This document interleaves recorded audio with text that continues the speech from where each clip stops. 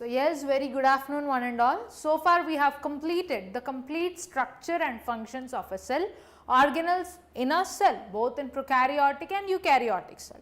Today we are going to start with the plant tissues from anatomy of flowering plants. So before entering into the concept, we need to be clear on what concepts we are exercising under the anatomy of flowering plants. There are three segments to deal with from this chapter.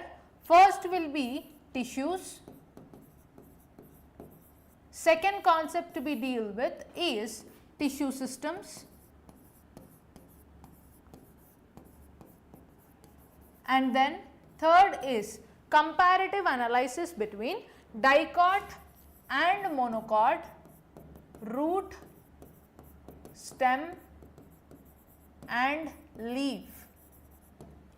So after this comparative analysis, we have to look into secondary growth.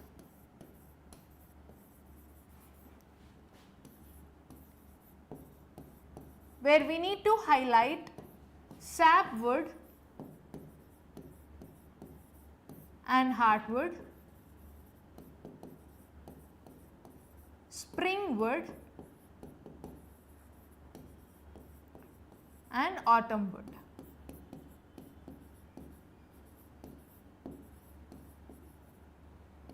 Fine. So today we will begin the clearance of this chapter from tissues. Before that, you have to clearly know who is the father of plant anatomy. The father of plant anatomy is Nimiagru.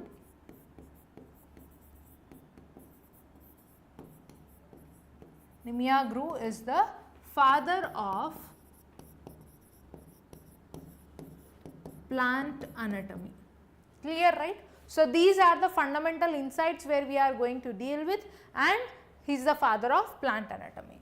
Let us begin with the clear understanding of anatomy and tissues. What is plant anatomy in detail? The study of internal structure of plants is called as plant anatomy. In morphology, we will be looking into the external morphological features, be it vegetative features or floral characteristics. All those which are visible to the naked eye, morphological features, those comes under morphology. But internal characteristic features, the internal structure of plant parts is dealt under plant anatomy. And now you should be clearly known with the definition of tissues. What is tissue actually? Tissue is nothing but a group of cells which are having a common origin with common function. Okay, group of cells with common origin and common function. They can be structurally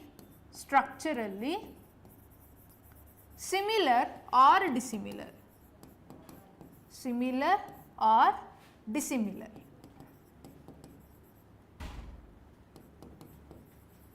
Fine. Group of cells which can be structurally similar or dissimilar, but they have common origin and common function are said to be a tissue. Fine. Now, plant tissues are grouped into two. Okay. Based on the functional role they are performing, plant tissues are divided into two. Meristematic tissues are those tissues which are primarily or purely involved in the activity of cell division. Fine. Meristematic tissues include the cells which are involved in the activity of cell division. Permanent tissues include those cells which are structurally and functionally independent. Okay. Here the cells are structurally and functionally independent.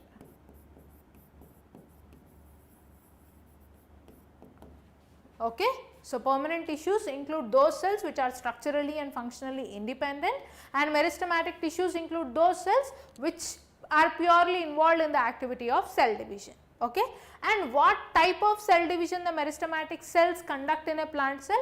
Arithmetic pattern of cell division, wherein each cell when divides into two, one of the cell gets permanent. Again dividing into two, one cell gets permanent and one will be involved in the activity of cell division. Fine.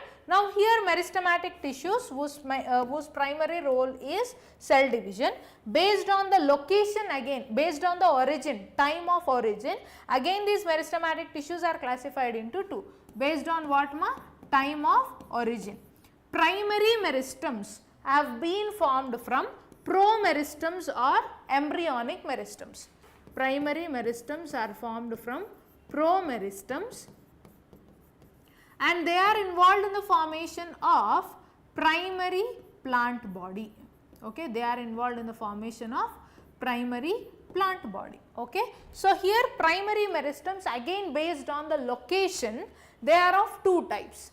Here on what basis again the division is done? At every point on what basis it is divided, it is important ma. Again based on location, primary meristems are classified into apical meristems and intercalary meristems. Apical meristems are of two types. What are they ma? Shoot apical meristem and root apical meristem. Okay, these are two types of meristematic tissues. And then under primary meristems we have intercalary meristem as well. Of course, we will deal in detail in the coming slides. As of now, you have to be clear that tissues, plant tissues primarily based on the function, they are being divided into meristematic tissues and permanent tissues. Meristematic tissues conduct purely cell division activity. Based on the origin, time of origin, we have two types of meristematic tissues which include primary meristems and secondary meristems. Primary meristems are formed from promeristems and they are involved in the formation of primary plant body, and based on the location of the primary meristems, they are again of two types. One is apical meristem, second is intercalary meristem. Apical meristems again of two types, shoot apical meristem and root apical meristem. Secondary or lateral meristems include what? Vascular cambium and cork cambium. Okay? Vascular cambium is involved in stellar secondary growth. Vascular cambium is involved in stellar secondary growth. Fine. Cork cambium is involved in the secondary growth of cortex region or extrastellar secondary growth. Extrastellar secondary growth. Fine. Now, vascular cambium is of two types. What are they? Intravesicular cambium and intervesicular cambium. Intravesicular cambium is in between xylem and phloem of a single vascular bundle. Intervesicular cambium is in between two vascular bundles. Okay? Intervesicular cambium is in between two vascular bundles. Intravesicular cambium is in between xylem and phloem. Fine. So, after the formation of primary plant body, when plant needs to increase its girth, okay, that shows the secondary growth, when it has to increase the girth. Fine. In the stellar secondary growth, the activity is done by what? Vascular cambium, by intra and intervesicular cambium. Cork cambium will conduct the extrastellar or non-stellar secondary growth in the cortex region. Cork cambium is also called as phellogen. Fine. After the activity of division, I told you which pattern of cell division happens ma? Arithmetic form of growth. Okay, what form of growth? Arithmetic form, wherein few cells are getting permanent, right? So, they are forming what type of tissues? Two types of permanent tissues are formed.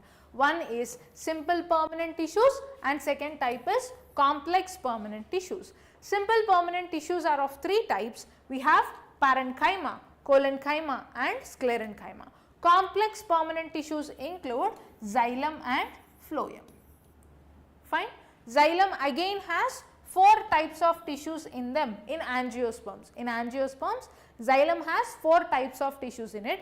Phloem also has four types of tissues in it. That is why these are called as complex tissues. We have tracheids. Tracheids are present in all vascular plants. Vessels present only in angiosperms. Xylem fibers are also present in all vascular plants. Xylem parenchyma again only in angiosperms. Fine. Under phloem we have sieve tubes, companion cells, phloem fibers and phloem parenchyma. Fine. So, this is the complete framework of the plant tissues. Once again, let us quickly recall in a minute, where plant tissues primarily based on the function, they are being classified into meristematic tissues and permanent tissues. Meristematic tissues again based on the origin, they are being classified into primary meristems and secondary or lateral meristems. Primary meristems are formed from promeristems and they are involved in building up the primary plant body, and the cell division is purely arithmetic form of cell division, wherein each cell when dividing into two, one cell conducts the meristematic activity and the other cell gets permanent. Okay. As such, primary meristem again based on the location, there are being two types, apical meristems and intercalary meristems. Apical, we have shoot apical and root apical meristems. Secondary or lateral meristems based on the secondary growth they are activating in. Vascular cambium conducts stellar secondary growth, cork cambium conducts extrastellar secondary growth. Next, permanent tissues, they are both structurally and functionally independent. Now, they are forming out what we have two different types of permanent tissues, simple permanent tissues and complex permanent tissues. Simple permanent tissues includes parenchyma, collenchyma and sclerenchyma. Complex permanent tissues include xylem and phloem, where in angiosperms, xylem again has 4 tissues, tracheates, vessels, xylem fibers and xylem parenchyma. Phloem again has 4 tissues, sieve tubes, companion cells, phloem fibers and phloem parenchyma. So, this is all about the initial framework of the tissues we need to exercise. First, we will learn what are the characteristic features of a meristematic tissue. Listen carefully, ma. All the meristematic tissues in the meristematic region, be it in shoot apical meristem or root apical meristem, meristematic cells are small, okay. They will be having very thin cellulosic cell wall, and third most important point is they have dense or conspicuous nucleus, okay, and they have very little vacuole or no vacuole at all, okay, and then all the cells are isodiametric, they are small and immature, they will be having plasmodesmatal connections, as they are only involved in cell division activity, their respiration rate will be high. So, here if you see what are the key features, ma, the ability to grow and divide, and all the cells are immature and small, they are isodiametric, they can be any shape, round, oval, polygonal, and there are no intercellular spaces between the cells, no intercellular spaces, and the cell wall is thin with thin cellulosic cell wall, and nucleus is conspicuous or large nucleus is present where cytoplasm is dense. Vacuoles are absent or very small, and respiratory rate will be very high, they show high rate of respiration. So, these are the characteristic features of meristematic tissues. Now, we will see the diagrams which are very important both in root apical meristem and shoot apical meristem. Root apical meristem and shoot apical meristem. So, in root region of the root, if you see at the terminal or the apical region, what is present is root cap is present. This is small thimble like structure which will show positive geotropic movement, okay, small thimble like structure, this will be showing positive geotrophic movement, okay, wherein this root cap region is rich in Golgi bodies, fine. And next to the root cap region we have root apical meristems, okay. This root apical meristem is at which location, ma? Subapical region, or you can also say subterminal region, subapical or subterminal region. Next, in close proximity to the root cap, we have initials of central cylinder and cortex. Initials of central cylinder and cortex are present in close proximity to the root apical meristem. This undergoes continuous division activity and they will be forming central cylinder and cortex. and towards the peripheral end we have protoderm in this embryonic region. Protoderm will later mature to what? Epidermis. Protoderm will mature to epidermis. This is the structural description of the embryonic root. In this embryonic root, where is root apical meristem present? Root apical meristem is present in the subapical region or subterminal region, and at the apical region what is present? Root cap. In close proximity to this we have initials of central cylinder and cortex which will be matured to what? Central cylinder and cortex later, and at the peripheral end we will be having protoderm in the embryonic region. Protoderm will be matured to epidermis. Now shoot apical meristem. Shoot apical meristem is present in the terminal region. Okay, shoot apical meristem is present at the terminal or apical region. It will undergo continuous cell division activity and it will be maturing and forming to what? Leaf primordia. Leaf primordia will divide, and in a mature leaf, leaf primordia will mature into a leaf, and few cells are left behind the leaf primordia. Those few cells will be forming out what? Auxiliary bud. This auxiliary bud can give rise to a new branch, okay, or a new leaf or a floral bud.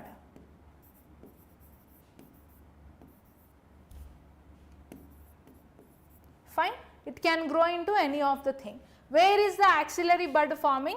In the axil region. What is the axil region? So here is the shoot apical meristem which is dividing and forming what? Leaf primordia. Leaf primordia later matures to leaf. So in the shoot apical region and leaf, if this is the leaf, there is a small axis, there is a small angle between the shoot and the leaf, right? This angle is called as axil, and the bud which is arising at this axil is called as what? Auxiliary bud. And then we have what? Differentiating vascular bundles or differentiating vascular tissue. Clear, right? Clear till here? And then apical meristems. We have two apical meristems. One is shoot apical meristem and the second is root apical meristem. Shoot apical meristem and root apical meristem, I already told you, they are primarily involved in increase in the length of the plant. Primarily involved in increase in length of the plant. Fine, they are primarily involved in increase in the length of the plant, present at the apical region, both at the shoot apex and the root apex. Intercalary meristem, here if you can see, intercalary meristem is present in between two mature tissues, or it is present in between two nodal regions. Intercalary meristem present in between two nodal regions or in between two mature tissues, okay, present in between two mature tissues. Take down parallelly, mature tissues or in between two nodes. They are also primarily involved in increase in the length of the plant, whereas in few poaceae members like grasses, due to grazing herbivores, when few plant parts are lost, intercalary meristem activity division will regenerate the lost part of the plant body. Okay, so it will also help in most important point, regenerating lost parts of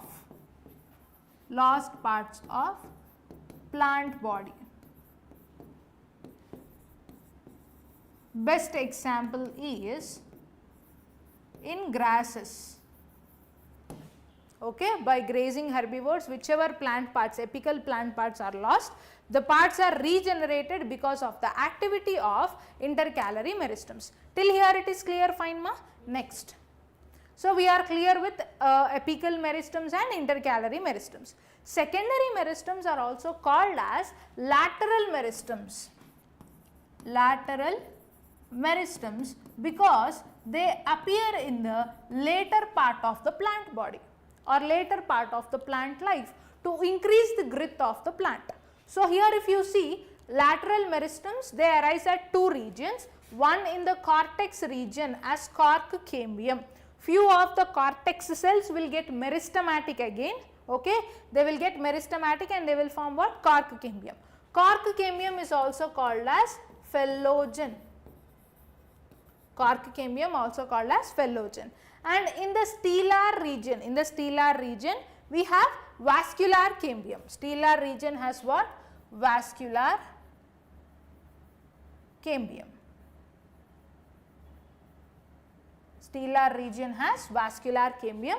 So, intravesicular cambium is also called as vesicular vascular cambium, that is present in between xylem and phloem of a single vascular bundle.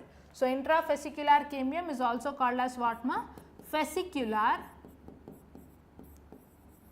vascular cambium.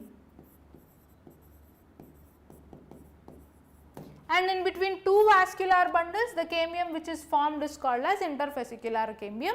Both will form a cambial ring in dicot stem, okay, and they will increase the girth in the stellar region.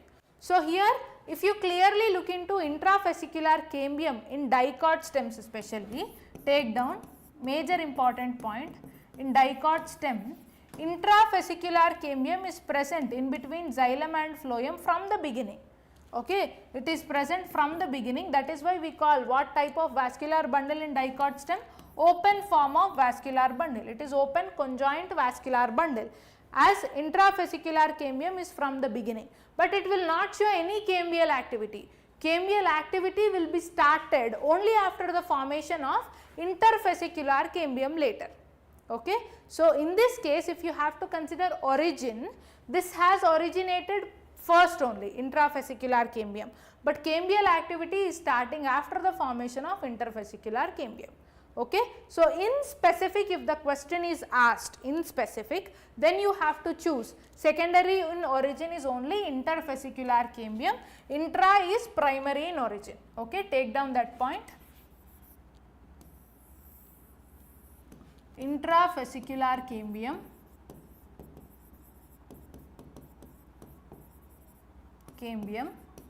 is primary in its origin, is primary in its origin.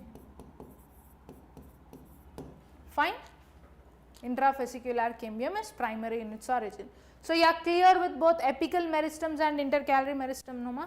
Now, we will look into the permanent tissues. Permanent tissues, we have two types of permanent tissues that we have discussed already. What are they? Simple permanent tissues and complex permanent tissues. First you take down this flow chart, then we will be exercising both of them. Okay. Simple permanent tissues, simple permanent tissues, and we have complex permanent tissues. What is the difference between simple permanent tissues and complex permanent tissues? Simple permanent tissues are those tissues wherein all the cells present in that tissue are structurally similar.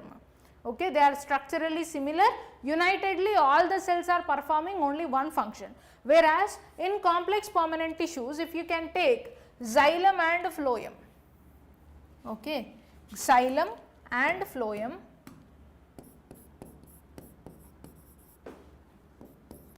we have just learnt xylem is having four more tissues in that. What are they?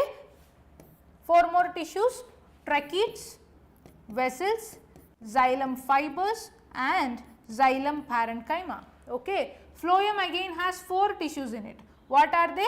Sieve tubes, companion cells, phloem fibers and phloem parenchyma. Okay. These are the 4 tissues under phloem. So, here if you see simple permanent tissues where all the cells are performing only one function, but here if you see all 4 different types of tissues unitedly, of course they are conducting water, minerals and nutrients, but in specific all the tissues are structurally different, functionally different. Okay. That is why it is unitedly forming complex permanent tissue. So here simple permanent tissues, if you see, we have 3 types of simple permanent tissues which include parenchyma,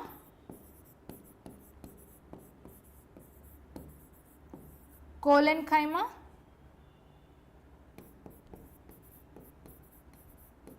and sclerenchyma.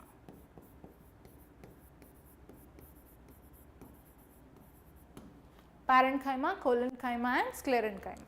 Let us today complete all the simple permanent tissues now. Okay. So first, if we have to look into the characteristic features of parenchyma, one major point that you have to note down is all the cells which are plant body is abundantly occupied with parenchymatous cells. That is a major point, ma. Okay. Plant body is abundantly occupied with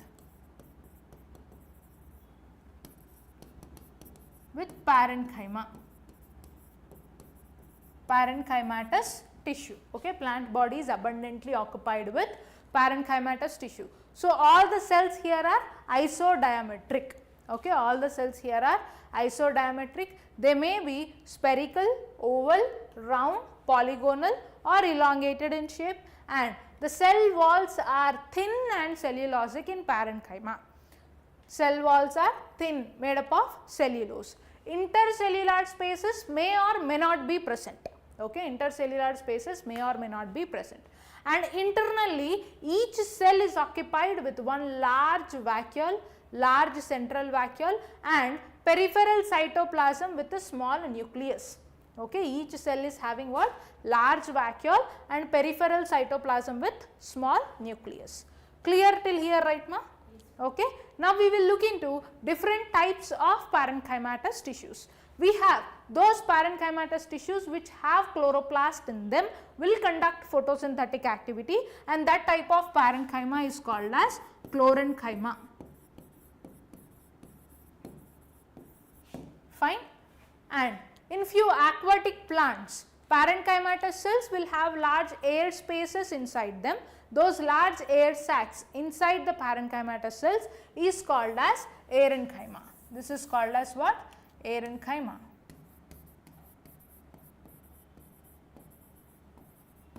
Fine. Clear? Parenchyma which are having air sacs inside it are called as aerenchyma. This is observed in aquatic plants. And then after this, we have one more type of parenchymatous tissue which is specific for storing food. Okay, those parenchymatous tissues which store food are called as storage tissues. They are storage tissues. Clear till here, right? Next. Now, functions of parenchyma. We have major functions of parenchyma include, first is storage of food, storage parenchyma. Second is this provides turgidity to softer parts of the plant.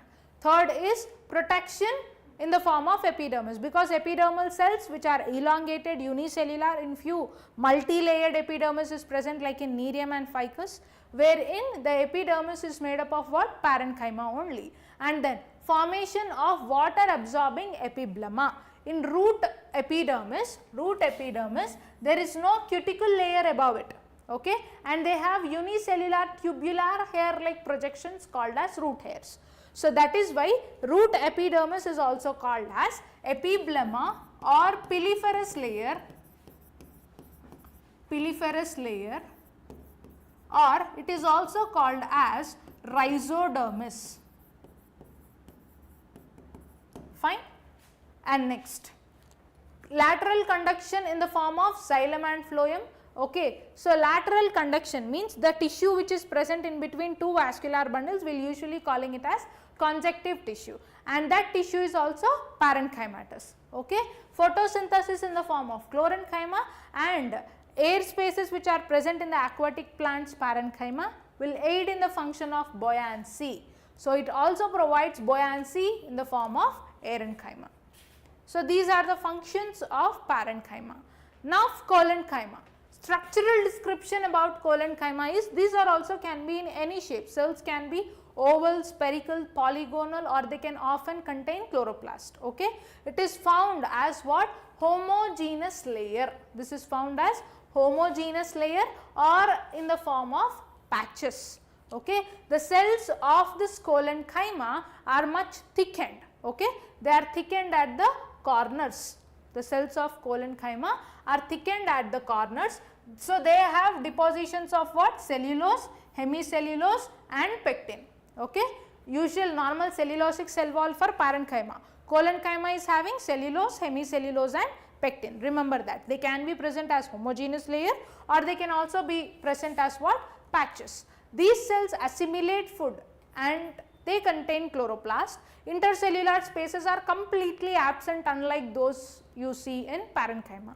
Parenchyma, intercellular spaces are present. And next here if you see functions, they provide mechanical support to growing parts of the plant such as young stem and petiole of the leaf. Okay. So, to the young stem, to the petiole and leaf, collenchymatous tissue serve as what? Mechanical support, and it also provides flexibility to the organs and it allows their bending. Okay, and it will prevent the tearing of the leaves and it will help in growth and elongation of the organs. These are the major functions of collenchyma. Last is sclerenchymatous tissue we will look into. Sclerenchyma, the tissue occurs sometimes in hypodermis of monocot stem, and in vascular regions, sometimes in cortex, stem, leaves and also in pericycle of dicot stem. In these regions sclerenchyma is present. Unlike parenchyma and chlorenchyma, sclerenchyma is dead because there is no protoplasm inside it and cell wall is made up of lignin. It has lignified cell walls. So, sclerenchyma consists of long and narrow cells. They have thick and lignified cell walls with numerous pits in it. Okay, they have thick and lignified cell walls with numerous pits. They are usually dead without protoplast. They do not have any protoplast. So, here we have two different types of sclerenchyma. Fiber, if you see at the center we have lumen and a thick cell wall. So, lumen is very narrow or obliterated. Very narrow lumen is present in the sclerites, whereas it has very thick cell walls. This thick cell wall will be solubilized and it will form pulp of Goa, pear and sapota. So, here if you see the clear differences between fibers and sclerites. Look at it carefully, ma. Shape is elongated, thick walled or pointed in fibers. Xylem fibers and phloem fibers are the best examples, and then sclerites are spherical, oval or cylindrical. And cell conduction, if you see, they are dead cells, both has dead cells, and the lumen cavity is present. Narrow cavity in fibers, very narrow cavity of lumen is present in sclerites. Narrow can also be termed as obliterated. Next, occurrence. Where do you see fibers? In various parts of the plant, especially as xylem fibers and phloem fibers, whereas sclerites are scattered in the specific parts of the plant. Next, functions, if you see, they will provide mechanical support, whereas in sclerite this provides hardness and mechanical support as well. And then examples or uses, if you see, commercial fibers like jute, flax, hemp in fibers, and sclerites, if you see, they are found in nuts, especially fruit walls and in the pulp of Goa, pear and sapota, and in legumes, seed coat of legumes and in the tea leaves. Okay? These are the clear differences between fibers and sclerites where you have to know. And then functions, if you see, sclerenchyma provides strong mechanical support to the organs, and sclerites provide strength to the seed covering, and sclerites form a stony endocarp to many fruits and which are called as stone fruits. Best example for stone fruits is what? Almonds. Okay. So, with this we have completed all the simple permanent tissues. In our next classes, we will be starting about complex permanent tissues, and we will also look into the three tissue systems, epidermal tissue system, ground tissue system and vascular tissue system. Okay. So, that is all for today's session. If you are having any doubt, you can let me know, and online you can also online whoever are listening, any doubt you can drop a message in the chat box, I will be answering the doubt. Thank you, that is all for today.